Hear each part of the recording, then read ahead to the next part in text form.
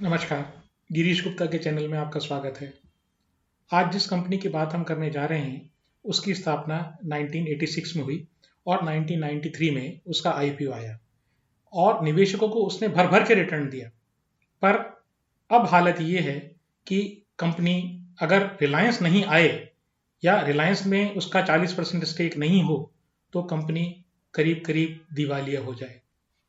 तो इस कंपनी का नाम है आलोक इंडस्ट्रीज, जो टेक्सटाइल के सेक्टर में काम करती है। आज हम ये जानेंगे कि क्या ऐसे कारण थे जिसके कारण ये कंपनी दिवालियापन के कगार पर आ गई और क्या ऐसे कारण हैं जिससे जिससे ये कंपनी अब अपनी वर्तमान परिस्थिति से उबर कर निवेशकों को कोई शायद रिटर्न देने की क्षमता रखे।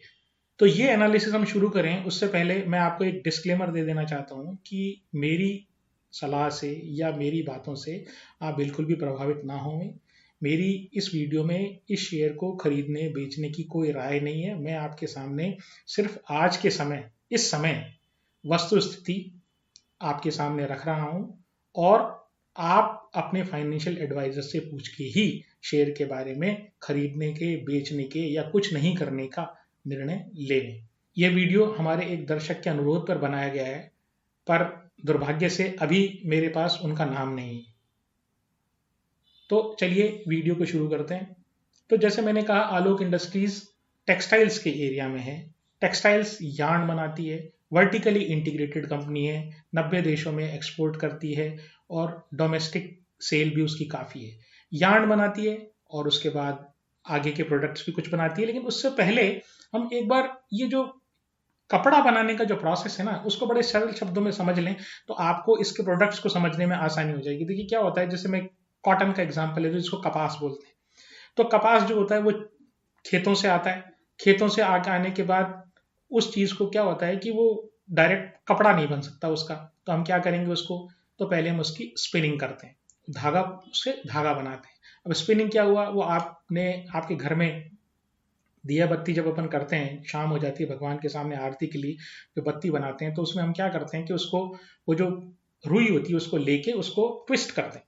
तो ट्विस्ट करने से वो रुई जो है वो स्ट्रेट हो जाती है, बत्ती के फॉर्म में आ जाती है। जो हम दीपावली पे दिए जलाते हैं उसका भी यही फॉर्म होता है। तो ये जो है, ये जो प्रोसेस है, इसको स्पिनिंग बोलते हैं। फिर इसके बाद ये इस तरह से धागा तैयार हो गया। ठीक है, अब स्पिनिंग के बाद एक धागा तैयार हो जाता है, उसको यार्न बोल देते हैं। तो जब यार्न से कपड़ा बनाना है तो हम उसको आड़ा और तिरछा बुनेंगे, तो उसको वीविंग बोलते हैं।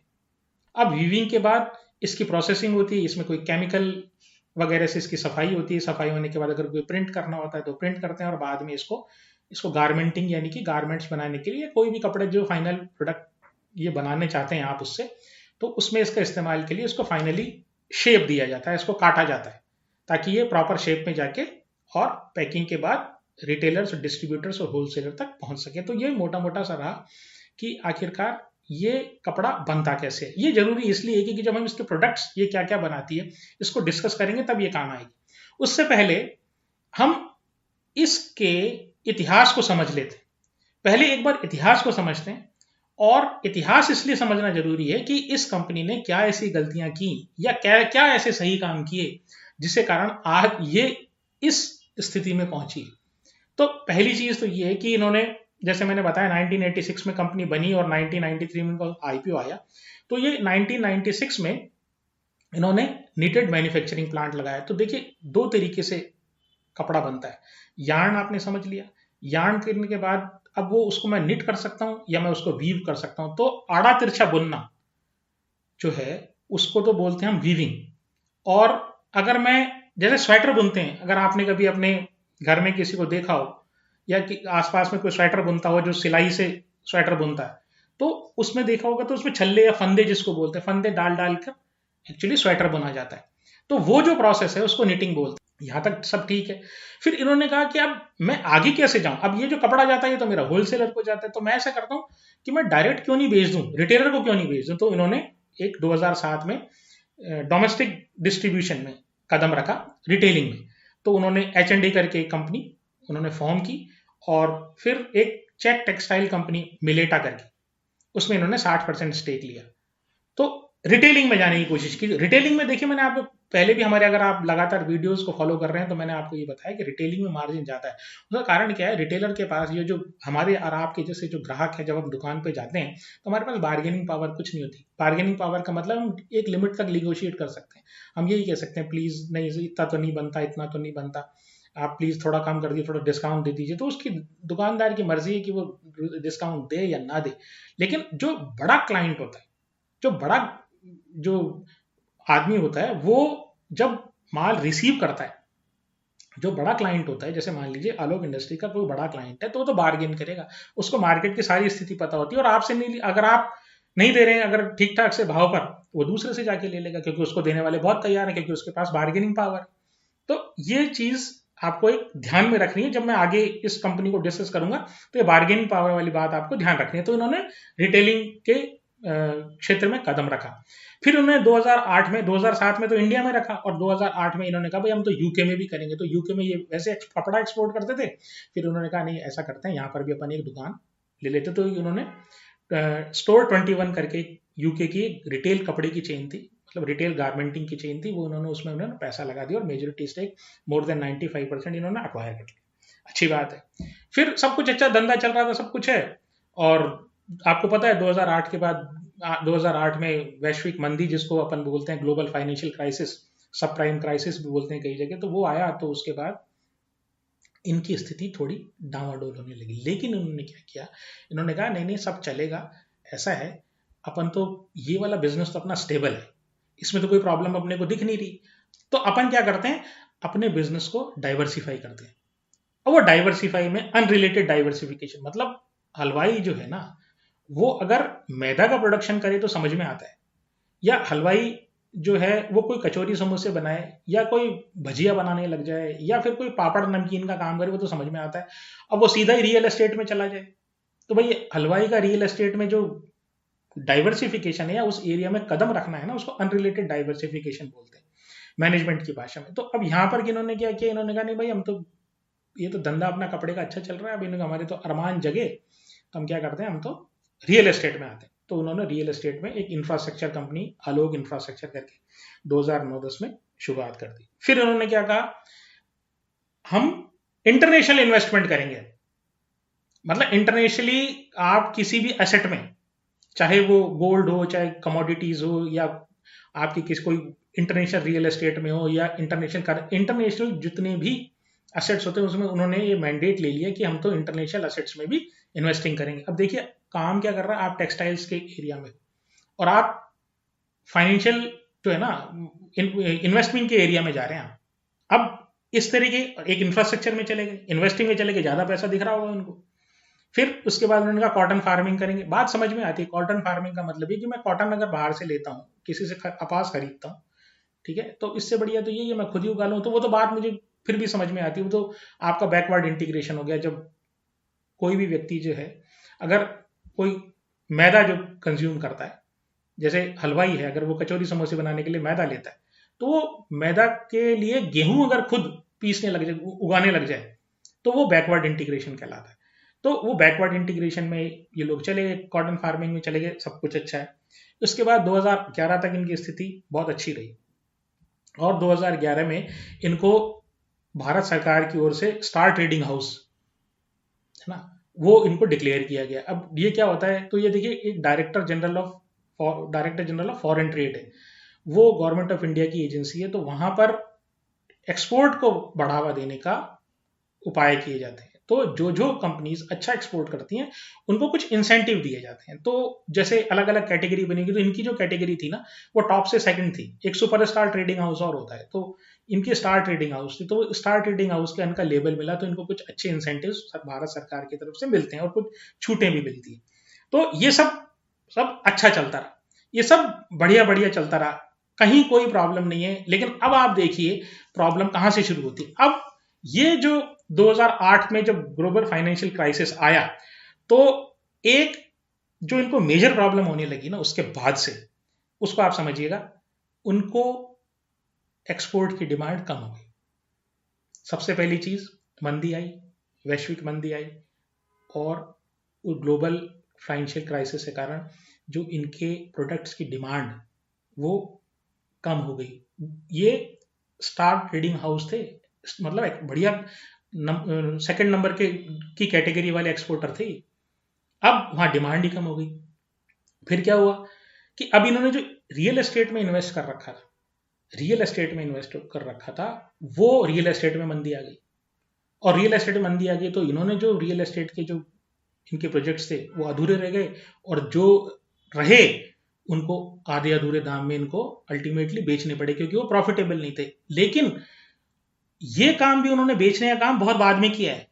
ये जो इफेक्ट्स मैं आपको बता रहा हूं, ये इनके करीब करीब 2015-16 में आए हैं ये इफेक्ट्स। और इन्होंने ये जो इधर उधर के जो काम शुरू कर दिए ना, ये 2008 और 9-10 इन 3-4 साल में किए हैं। तो क्या हुआ, पहली बात तो वैश्विक मंदी आ गई, तो इनको एक्सपोर्ट की डिमांड कम हो गई, तो इनका वैसे ही सेल कम हो गई, एक्सपोर्ट से सेल कम हो गई। दूसरा क्या हुआ कि यहां पर जो इन्होंने रियल एस्टेट वाला काम किया था, वहां पर इन्होंने ये बहुत बड़ा पैसा जो है ना, वो आप रियल एस्टेट प्रोजेक्ट्स में फंसा दिया। अब वो पैसा तो फंस गया आपका। फिर तीसरा क्या हुआ कि मंदी रियल एस्टेट में आई, तो पैसे, रियल एस्टेट का एप्रिसिएशन नहीं हुआ तो लॉस में हो गया, तो इन्होंने उस इन्वेंट्री को होल्ड किया। इन्वेंट्री मतलब जो इन्होंने रियल एस्टेट प्रोजेक्ट्स बनाए थे उसको होल्ड किया इन्होंने, कि अभी नहीं बेचेंगे, ये तो जब तक ऊपर नहीं आएगा जब तक नहीं बेचेंगे। फिर क्या हुआ कि एक इन्होंने जब पॉलिएस्टर के क्षेत्र में कदम रखा, मतलब पॉलिएस्टर में के क्षेत्र में, जैसे रिलायंस पॉलिएस्टर के क्षेत्र में, जैसे धीरू भाई अंबानी को पॉलिएस्टर प्रिंस कहा जाता है, तो ऐसे ही यहाँ पर जो इन्होंने भी ये सोचा कि हम भी बहुत एग्रेसिवली पॉलिएस्टर के क्षेत्र में एक्सपेंशन करते हैं, और बड़ी बड़ी रेट पे इन्होंने कर्जा लिया, कर्जा लेके एक्सपेंशन किया। अब वो कर्जा लेके एक्सपेंशन में हुआ ये कि वैश्विक मंदी आ गई, पॉलिएस्टर के भाव में, पॉलिएस्टर के दाम गिर गए। अब पॉलिएस्टर के दाम गिर गए, इसका मतलब क्या हुआ कि जो प्रोड्यूस करते थे पॉलिएस्टर, ठीक है, जैसे आलोक इंडस्ट्री, उनका कंपटीशन हो गया कहां से, सस्ते इंपोर्ट से। यानी जैसे मान लीजिए कुछ कंट्रीज हैं, फॉर एग्जांपल चाइना, वो चाइना तो बहुत बड़ी कैपेसिटी में बनाता है, लार्ज कैपेसिटी में बनाता है। इन्होंने बहुत बड़ी कैपेसिटी खड़ी कर ली और चाइना ने बहुत बड़ी कैपेसिटी खड़ी कर ली। अब क्या हुआ, इनका माल ये एक्सपोर्ट कर नहीं सकते क्योंकि वैश्विक मंदी है, और चाइना से कंपीट कर नहीं सकते क्योंकि चाइना जो है वो अपने माल को डंप करता है। डंप का मतलब अपने कॉस्ट से कम बेचता है, मतलब ताकि वो मार्केट ही खत्म हो जाए दूसरा। तो ये जो चीज है ना, इसके कारण इन्होंने एक्सपेंशन पॉलिएस्टर में जबरदस्त किया, लेकिन उस जबरदस्त से भी इनको जो इंपोर्ट्स के कारण जो पॉलिएस्टर से कंपटीशन करना पड़ा, उसमें इनकी हालत खराब हो गई। फिर क्या हुआ कि जब एक्सपेंशन फेज ये करते थे उन्होंने, उस टाइम इंटरेस्ट रेट 7.5% थी, और वो जब इनका एक्सपेंशन खत्म हुआ और जब ये सब स्थितियां आई तो रेटें करीब करीब 13% हो गई। तो अब आप ये देखिए कि 7.5 से और 13.5%, 7.5 से 13% रेट ऑफ इंटरेस्ट हो गई। और बैंक्स जो है ना वो तो रीसेट करते हैं, फिक्स पे तो देते नहीं है, तो वो रीसेट करते हैं, तो उनकी इनका क्या ब्याज जो है ना वो बढ़ता गया। लोन तो आपने ले लिया, सेल हो नहीं रही है, लेकिन ब्याज बढ़ रहा है आपका। और देखिए कहते ऐसे हैं कि ब्याज जो है ना, सारी दुनिया सो जाती है लेकिन ब्याज नहीं सोता है। सोता क्यों क्यों नहीं है, देखिए आपको ये लगता होगा हम तो 6 महीने में ब्याज देते हैं, लेकिन उसकी कैलकुलेशन होती है ना, मिनट सेकंड पल घड़ी या जो भी उससे पीछे की चीज होती है ना, उन सब में ब्याज चल रहा होता है। कभी ब्याज रुकता नहीं है। आप सोएंगे तो आप सो जाइए, लेकिन ब्याज कभी नहीं सोता है। तो इन्होंने क्या किया, कर्जा चढ़ा लिया, धंधा कम हो गया, कर्जा चढ़ा लिया, रियल एस्टेट में पैसा ब्लॉक कर दिया, इधर आपने इंटरेस्ट रेट बढ़ गई। अब आप दूसरी और चीज देखिए, इन्होंने फॉरेन से कर्जा लिया था, जैसे डॉलर में कर्जा ले लिया। एग्जांपल देखता हूं, जैसे मान लीजिए अमेरिका से कर्जा ले लिया। अब मान लीजिए, आप समझिएगा इसको, चीज को, कि $1 इनको ब्याज चुकाना है, तो इधर रुपये का डिवैल्यूएशन हो गया। यानी मान लीजिए पहले उसकी दर, रुपए की दर, $1 की दर 50 रुपए थी, और इनको $1 ब्याज चुकाना, क्योंकि सामने वाले को तो आप डॉलर में ब्याज देंगे, वो तो डॉलर में लेगा क्योंकि आपने उससे डॉलर में लिया है। लेकिन आप क्या करेंगे, आप 50 रुपए जो आपको पहले देने थे, वो रुपये की डिवैल्यूएशन होने के बाद रुपए की कीमत $1 बराबर मान लीजिए 60 हो गई, तो अब आपको 60 देने। आप इनकी स्थिति देखिए, मतलब इनके तो वो जिसको कहते हैं ना कि मरे को 2 लात और, कि आदमी पहले घायल पड़ा है और उसके कोई 2-4 चपत और लगा जाए, तो वो स्थिति इनकी हो रही है कि आपने एक्सटर्नल बोरोइंग कर ली, बाहर के देशों से बोरिंग कर ली, डॉलर में आपने बोरिंग कर ली, अब रुपये का डिवैल्यूएशन हो गया, और जैसे रुपये का डिवैल्यूएशन हो गया तो एग्जाम्पल के तौर पर जैसे मैंने बताया कि अब आपको एक जो ब्याज जो है ना, ब्याज वो आपको रुपी टर्म्स में ज्यादा देना पड़ रहा है। डॉलर में तो आप एक ही दे रहे हो, लेकिन रुपी टर्म्स में आपको ज्यादा देना पड़ रहा है। फिर इन्होंने क्या किया, इनकी सब्सिडरीज थी तो उन्होंने भी ब्याज ले रखा था, और तो इन्होंने भी सब्सिडरीज ने भी कर्जा ले रखा था, तो इन्होंने भी कर्जा ले रखा था। इन्होंने क्या किया, उनको बंचिंग कर दी। बंचिंग का मतलब ये हुआ कि जैसे एग्जांपल देता हूं मैं आपको, जैसे आप हैं और आपके फादर हैं, दोनों के पास एक एक क्रेडिट कार्ड। अब क्रेडिट कार्ड की एक सर्टेन डेट होती है, तो ये हमेशा अच्छा रहता है कि एक डेट 15 तारीख हो और एक डेट 30 तारीख हो, ताकि एक साथ आदमी पे लोड नहीं पड़े। तो आपके फादर की समझिए क्रेडिट कार्ड की जो डेट है, पेमेंट की डेट, वो हर महीने की 15 तारीख है और आपकी मान लीजिए 30 तारीख है, तो आपको 15 दिन का टाइम मिल जाता है। घर एक ही है, लेकिन आपको 15 दिन का टाइम मिल जाएगा। अचानक से कोई खर्चा आ जाए तो कोई प्रॉब्लम नहीं आती है उसमें।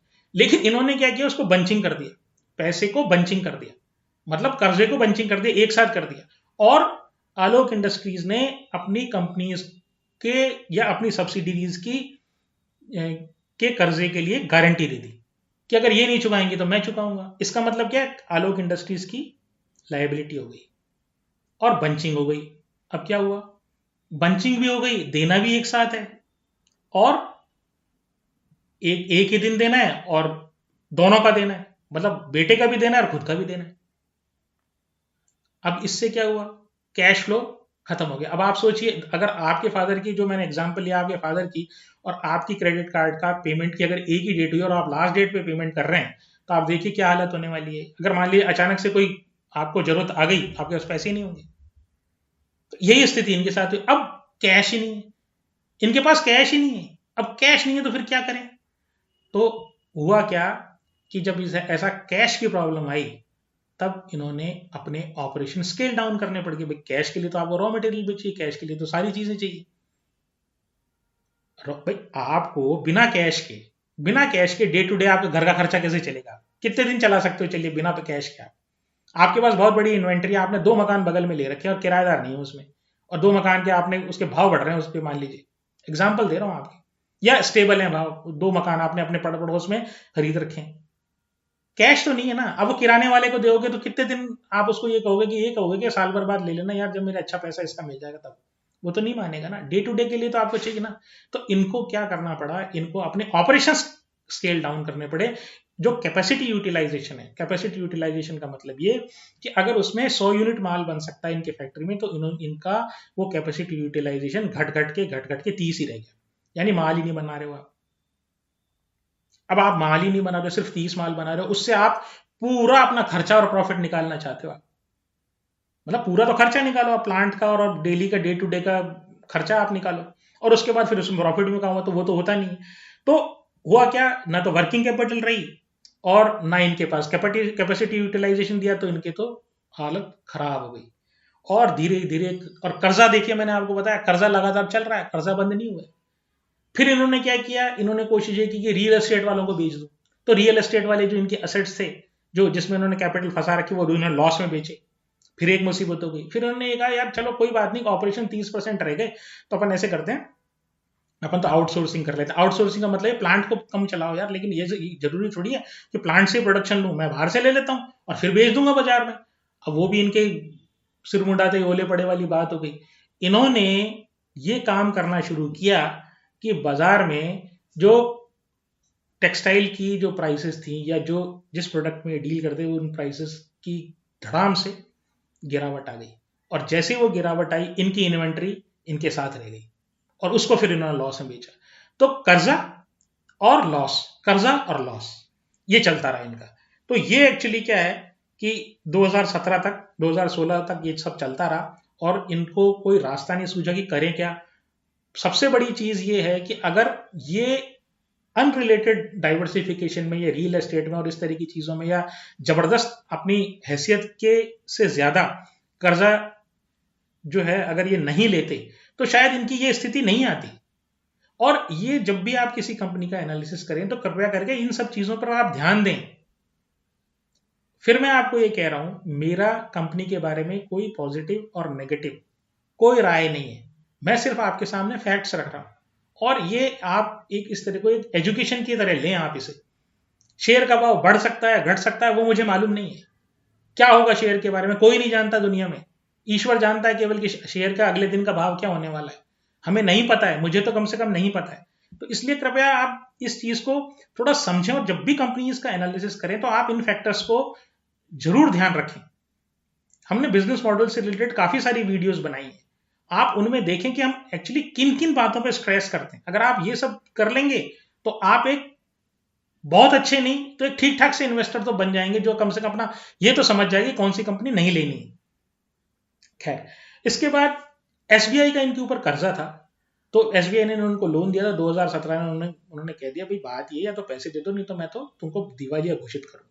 तो 2017 में उसने नेशनल कंपनी लॉ ट्राइब्यूनल जो है वो वहां पर अहमदाबाद में ये चले गए। एक्चुअली जो कर्जदार होते हैं वो कंपनी से अगर पैसा नहीं वसूल कर सकते तो कंपनी को दिवालिया घोषित करने के लिए वो एनसीएलटी की किसी बेंच में चले जाते हैं। तो उस बेंच में जाने के बाद वहां पर वो डिसाइड करता है कि भाई अब क्या करना है, वो जो कोर्ट की तरह होती है। तो उसने कह दिया कि भाई बात ये है कि एसबीआई ने कहा कि ये तो हमारे पैसे दे नहीं रहा और अब आप इसको दिवालिया घोषित करो और इसके असेट बेचो, सारी इस कंपनी को बेचो, और बेचने के बाद आप हमारा कर्जा हमें वापस, कर्जे का पैसा हमें वापस दिलवाओ। तो कंपनी ने वो बैंक्रप्सी प्रोसीडिंग या जिसको बोलते हैं अपन दिवालिया घोषित करने की जो प्रक्रिया है वो उसने शुरू की। फिर इधर से दो कंपनीज, यानी कि एक JM financial ARC asset reconstruction company और रिलायंस जो अपना रिलायंस इंडस्ट्रीज लिमिटेड, इन्होंने कोर्ट को एक प्रपोजल दिया। मैं आपको बहुत सरल शब्दों में बता रहा हूँ, देखिए ये थोड़ी तकनीकी बातें और कानूनी दांव पेंच है इसमें, लेकिन मैंने आपको कोशिश ये करता हूँ कि बिल्कुल आसानी से सरल भाषा में आपको समझा दूं। इसलिए अगर कोई आप इसमें बिल्कुल टेक्निकलिटी की बात नहीं बता रहा हूँ, बहुत सरल शब्दों में लेमेंस लैंग्वेज में सिर्फ समझा रहा हूँ आपको। तो खैर वहां पे JM financial ARC asset reconstruction company और रिलायंस इंडस्ट्रीज लिमिटेड, इन्होंने कहा कि भाई ऐसा है, ये कंपनी जो है ना आप हमें दे दीजिए और हम इसको सुधार लेंगे और हमको आप बेच दीजिए, और जो भी लैंडर्स अगर राजी हो जाते हैं, मतलब एसबीआई अगर राजी हो जाता है तो हमें दीजिए, हमें सुधार के इसको आगे चला लेंगे। तो रिलायंस ने इसमें 40.01 स्टेक लिया, ठीक है, और जो जेएम फाइनेंशियल एआरसी था उसने 34.99, तो टोटल मिला के इन दोनों का मिला के 75% होता। अब आप ये पूछेंगे जेएम फाइनेंशियल एआरसी क्या होता है। देखिए असेट रिकंस्ट्रक्शन कंपनी क्या होती है, एक स्पेशलाइज्ड टाइप की कंपनीज होती है, फाइनेंशियल इंस्टीट्यूशन होता है बेसिकली। वो कोई ऐसा नहीं होता कि कोई मैन्युफैक्चरिंग कंपनी है, जैसे फाइनेंशियल इंस्टीट्यूशन है, जैसे कोई भी एक फाइनेंशियल इंस्टीट्यूशन जो स्पेशलाइज्ड, सिर्फ ये जो जिन कर्जे से दबी हुई कंपनी को की स्थिति सुधारने के लिए जो कंपनी, जो स्पेशलाइज्ड फाइनेंशियल इंस्टीट्यूशंस होते हैं या वित्तीय संस्थान होते हैं, उनको एआरसी बोलते हैं, असेट रिकंस्ट्रक्शन कंपनीज। अब इसको ऐसा समझ लीजिए, वो क्या करती है, उस कंपनी की फाइनेंशियल स्थिति सुधारती है और फिर उसको प्रॉफिट में बेचने की कोशिश करती है। अब इसको ऐसे एग्जाम्पल समझ लीजिए, मान लीजिए आपके पास कोई लैपटॉप है।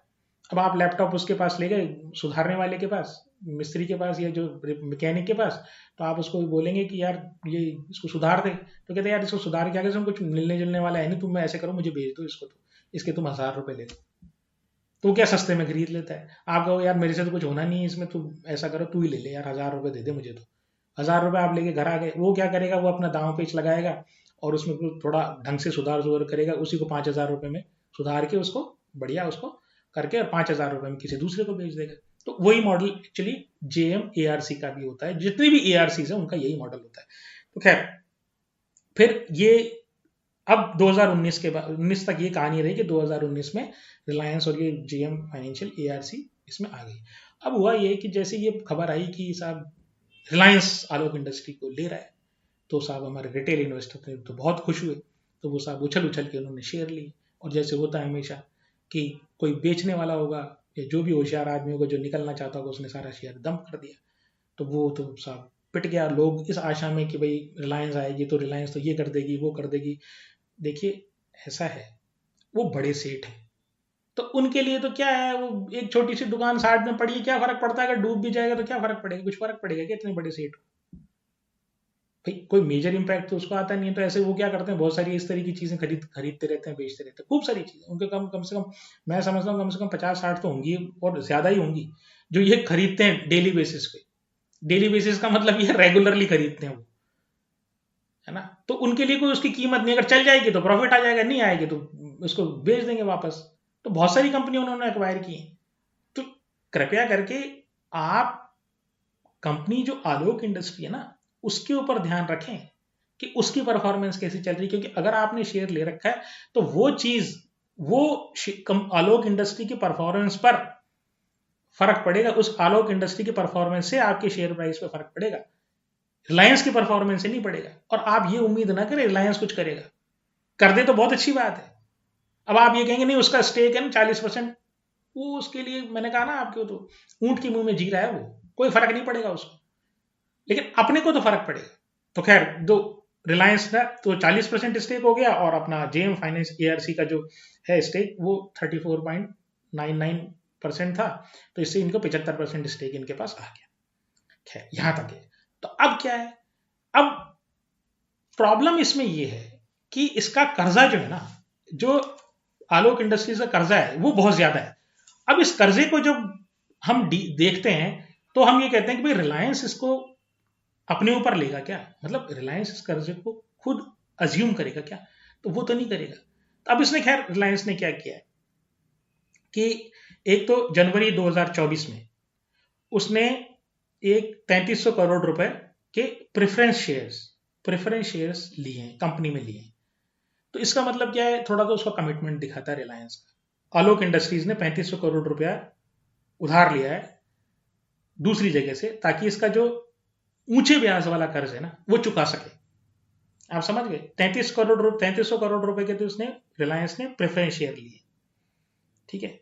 और 3500 करोड़ रुपए का कर्जा आलोक इंडस्ट्री ने लिया है, वो इसलिए कि ताकि ये कर्जा जो ऊंचे रेट पे इसका पहले से कर्जा है, ऊंची ब्याज पे जो कर्जा है आलोक इंडस्ट्री पे, उसको चुकाकर ये नीची ब्याज का कर्जा ले सके।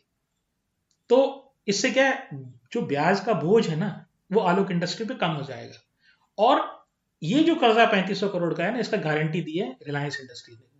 गारंटी का मतलब ये कि वो जो भी उधार देने वाला है, ये 3500 करोड़ जिसने भी दिए उसको ये कह रहा है कि भैया अगर आलोक इंडस्ट्री नहीं देती है ना पैसा ये, तो मैं दूंगा। और रिलायंस आप जानते हो, रिलायंस बड़ी सॉलिड फाइनेंस वाली कंपनी है। तो उसके लिए जैसे ही कोई गारंटी देता है किसी लेंडर को या किसी उधार देने वाले जैसे बैंक या फाइनेंशियल इंस्टीट्यूशन को, तो वो बैंक अपनी जो रेट चार्ज करता है वो कम चार्ज करता है, क्योंकि वो करीब करीब बैक्ड बाई एक कोलेटरल होता है, यानी कि उसकी एक गारंटी है। भाई आलोक इंडस्ट्री में को तो कोई वैसे नहीं दे, और देगा तो बहुत हाई रेट पे देगा, लेकिन रिलायंस आ गया तो रिलायंस को क्या कहते हैं, रिलायंस वाला ये कहता है अगर आलोक इंडस्ट्री नहीं देगी तो मैं दूंगा, तो उससे रेट ऑटोमेटिकली कम हो जाता है। फिर क्या है कि जो इसमें, जो ये तो फाइनेंशियल एस्पेक्ट हुए। फिर इसके बाद क्या है कि जब इन्होंने 2019 में ये इन्होंने रिलायंस इंडस्ट्रीज ने इस कंपनी में अपना स्टेक लिया, तो अपने 3 डायरेक्टर्स जो हैं, अपने नॉमिनी डायरेक्टर, रिलायंस के नॉमिनी डायरेक्टर्स उसमें कंपनी में अपॉइंट कर दिए। तो अब क्या हो रहा है कि जो आलोक इंडस्ट्रीज का कामकाज है ना, वो इन 3 डायरेक्टर्स की देख रेख में हो रहा है। तो भाई देख रेख में हो रहा है तो इसका मतलब क्या है कि कोई आलोक इंडस्ट्रीज अपनी मर्जी से कुछ काम नहीं कर सकता। मतलब वो सेठ जी पूछेंगे ना उन 3 डायरेक्टर्स से, अगर कुछ इस कंपनी में प्रॉब्लम होती है तो, या कोई गलत निर्णय लिया है तो सेठ जी पूछेंगे ना, मोटा भाई पूछेंगे ना कि भाई क्या हो रहा है इसमें, इस कंपनी में ऐसा क्यों हो रहा है कि तुम ये क्या कर रहे हो। तो एक कंपनी में विश्वास जगाता है। फिर क्या है, जो इनका जो यार्न बनाते हैं ना, तो वो उसका जो सिंथेटिक यार्न बनाते हैं, तो 3 तरह के यार्न आप मान लीजिए, एक सिंथेटिक हुआ, एक नेचुरल हुआ कॉटन, और एक हुआ तीसरा जो हुआ वो हुआ ब्लेंडेड। तो 3 तरह के यार्न होते हैं, तो वो 3 तरह के यार्न में, तीनों यार्न में प्रेजेंस है इनकी, तो आलोक इंडस्ट्री की। तो उसमें जो सिंथेटिक यार्न होता है, वो सिंथेटिक यार्न जो होता है ना, वो डेरिवेटिव होता है क्रूड का। तो वो क्रूड की में से निकलता है वो, और क्रूड की रिफाइनरी रिलायंस के पास है ही। तो इनका रॉ मटेरियल जो है वो सिक्योर हो गया। तो कहने का मतलब ये आलोक इंडस्ट्री में रिलायंस के 40% स्टेक होने से एक ये गारंटी हो गई कि भाई इसको रॉ मटेरियल की कमी तो नहीं पड़ी। दूसरी बात क्या है कि रिलायंस अगर का नाम आता है और आलोक इंडस्ट्री अगर कोई माल बाजार में बेचने जाता है, तो अब आप ये समझ लीजिए कि भाई आलोक इंडस्ट्री अब किसकी कंपनी है? भाई रिलायंस इंडस्ट्रीज की। तो मार्केटिंग में मदद मिलती है। तीसरी चीज, इनके जो प्रोडक्ट्स हैं वो फिनिश गुड्स भी हैं, मतलब फिनिश्ड गारमेंट्स भी हैं, कपड़े बने बनाए कपड़े भी हैं। तो वो मैं अभी बताऊंगा आपको ये किस किस क्षेत्र में है। तो बने बनाए कपड़े भी है, तो ये रिलायंस रिटेल और रिलायंस फैशन के थ्रू इनके कपड़े भी बेच सकते हैं। तो तीसरी फायदा ये है। अब दिक्कत क्या है? दिक्कत ये है कि इनकी सेल जो है ना वो लगातार गिर रही है, और इनका मार्केट कैप जो है ना वो 9200 यानी 9200 करोड़ का मार्केट कैप, और अभी भी लॉस कर रही है। अब आप पूछेंगे इसका कारण क्या है? देखिए, इसका कारण ये है कि चाइना से जो माल है ना, माल जो जो पॉलिएस्टर है ना वो दबादब करके डंप किया जा रहा है। तो ये उसको मार्केट में compete ही नहीं कर सकते।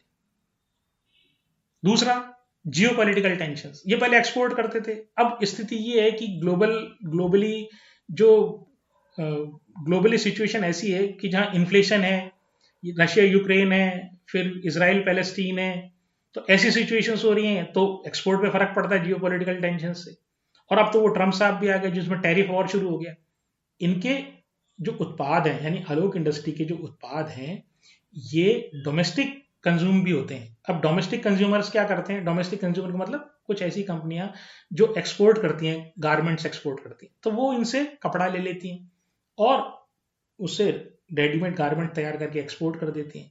लेकिन अब भी वो जो जियो पॉलिटिकल टेंशन और जो जिस तरह की सिचुएशन विश्व भर के बाजारों में है, उस तरह के कारण, उस सिचुएशन के कारण वो डोमेस्टिक मार्केट इनका, आलोक इंडस्ट्री का डोमेस्टिक मार्केट भी इतना चल नहीं रहा है। खैर, अब एक बार इनके ये बात करते हैं कि आखिर इनके प्रोड्यूस क्या क्या है। तो देखिए, ये जो है ना पॉलिएस्टर में है, तो पॉलिएस्टर पहली बात तो सबसे बड़ी जो ये इनका जो सबसे बड़ा उत्पाद है वो पॉलिएस्टर है। तो उसमें यार्न बनाते हैं और फाइबर बनाते हैं। फाइबर क्या होता है?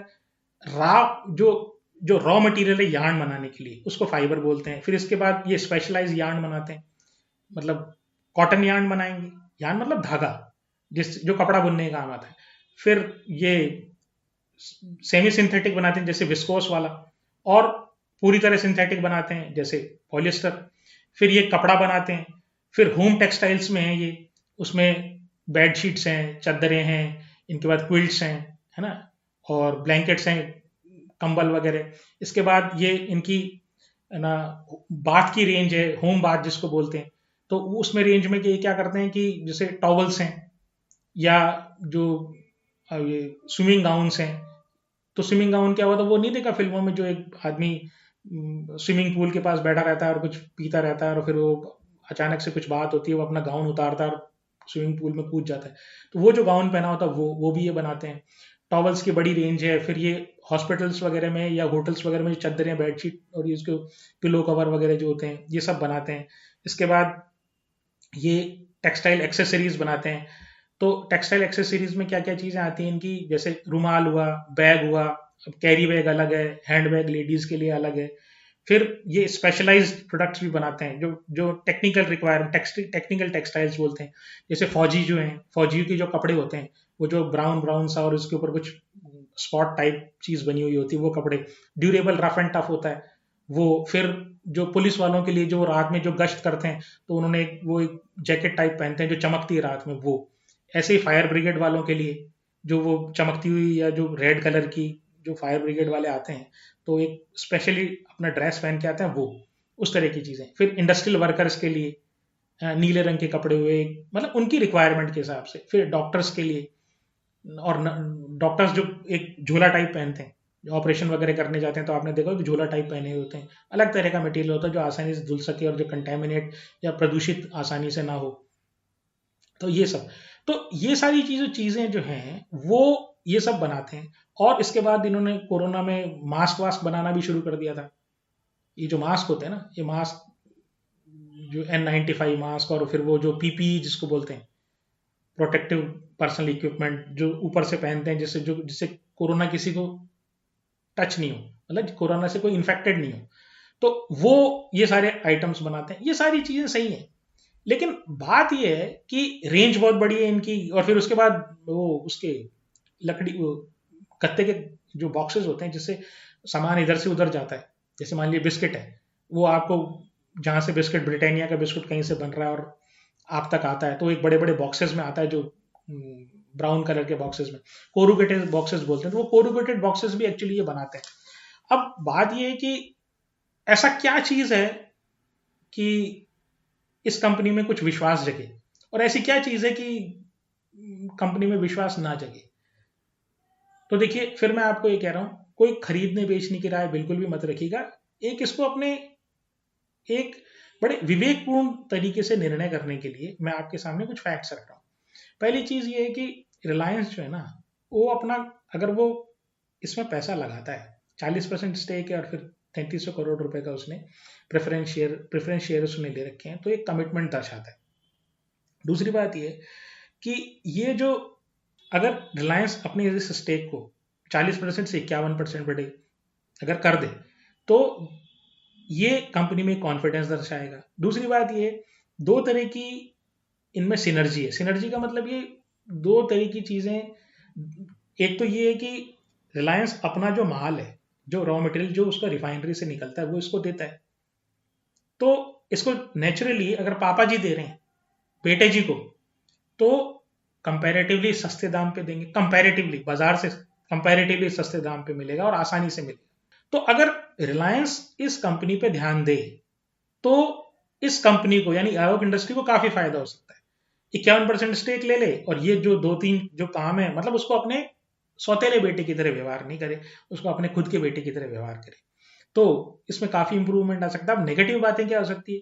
नेगेटिव बातें ये हो सकती है कि वो ये कहे मैं तो मेरा स्टेक बेचता हूँ या मैं कम करता हूँ। रिलायंस कह सकता है कभी भी, वो तो, वो उसका कोई, देखिए, फाइनेंस के धंधे में या मार्केट में कोई किसी का सगा नहीं है। तो आप ये ना समझें कि रिलायंस का कोई 100% कमिटमेंट है या रिलायंस इससे बंद के रहेगा। पॉसिबिलिटी बता रहा हूं मैं, हो सकता है रिलायंस भी ये कहते मैं तो नहीं लूँ फ्यूचर में, अभी ऐसी कोई बात नहीं है, लेकिन वो ये कह सकता है भाई मेरा स्टेक बेचता हूँ, कर सकते हैं। दूसरी बात ये, फिर ये भी कह सकता है रिलायंस मैंने बहुत पैसा लगा दिया इस कर्जे में, ये कंपनी की स्थिति सुधर नहीं रही है, तो अगर कंपनी की स्थिति नहीं सुधरती तो मैं इसको ज्यादा कर्जा अब नहीं दूंगा, मैं इसे गारंटी नहीं दूंगा, मैं इसे कर्जे नहीं दूंगा, जो दे दिया मैंने सो दे दिया, तो वो भी एक इसके लिए नेगेटिव होगा। तीसरी चीज ये कि इनका बिजनेस जब तक वैश्विक स्थिति पॉलिएस्टर के कीमतों के बारे में या चाइना से जो डंपिंग हो रही है उसके बारे में इंप्रूव नहीं हुई, तो इसमें लंबा समय लगेगा, क्योंकि कर्जा बहुत है और सेल नहीं है, और सेल लगातार डाउन है, और कंपनी नेट लॉस में, ये मैं आपको बता चुका हूं। तो ये सारी चीजों को देखते हुए आपको एक विवेकपूर्ण निर्णय लेना है। तो ये रही आज की प्रस्तुति। अगर आपको ये प्रस्तुति अच्छी लगी तो मेरे चैनल को सब्सक्राइब कीजिए, वीडियो को लाइक और शेयर कीजिए। नमस्कार, धन्यवाद, जय हिंद।